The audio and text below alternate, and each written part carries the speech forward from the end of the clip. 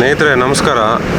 ಈ ವಿಡಿಯೋ ನೋಡಿ, ಇಲ್ಲಿ ರೋಡಿನ ಕಂಡೀಷನ್ಸ್ ಬಗ್ಗೆ ಸ್ವಲ್ಪ ಯೋಚನೆ ಮಾಡಿ. ಈ ಚೆನ್ನಾಗಿರೋ ರೋಡು ಗುಂಡಿ ಎಲ್ಲ ಬಿದ್ದ ಮೇಲೆ ಈ ಥರ ಕಾಂಕ್ರೀಟ್ ಸಿಮೆಂಟ್ ಹಾಕಿ ಎಲ್ಲ ಮುಚ್ಚಿಸ್ತಾರಲ್ಲ, ಅದು ಇವತ್ತಲ್ಲ ನಾಳೆ ಕಿತ್ತೋಗೋ ಒಂದು ಇದೆ.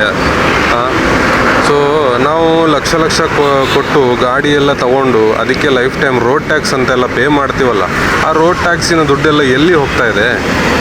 ಇಲ್ಲಿ ಈ ಥರ ಇಷ್ಟೊಂದು ಕಚಡ ರೋಡ್ಗಳು ಪ್ರತಿದಿನ ನಾವು ಓಡಾಡ್ತೀವಿ. ಬೆಳಗ್ಗೆಯಿಂದ ಸಂಜೆವರೆಗೂ ನಾವು ಅದೇ ರೋಡಲ್ಲಿ ಓಡಾಡ್ತೀವಿ. ಸಂಜೆ ಮನೆಗೆ ಬಂದು ಇದು ನೋಡಬೇಕಾದ್ರೆ ಆ ಕಡೆ ಗಾಡಿ ಕಂಡೀಷನ್ ಕೂಡ ಹಾಳಾಗಿರುತ್ತೆ, ಬಾಡಿ ಕಂಡೀಷನ್ ಕೂಡ ಹಾಳಾಗಿರುತ್ತೆ. ಇದನ್ನೆಲ್ಲ ಯಾರು ಕ್ವಶನ್ ಮಾಡೋರು ಯಾರು ಇಲ್ವಾ? ಹೇಳೋರು ಕೇಳೋರು ಕೂಡ ಯಾರು ಇಲ್ವಾ?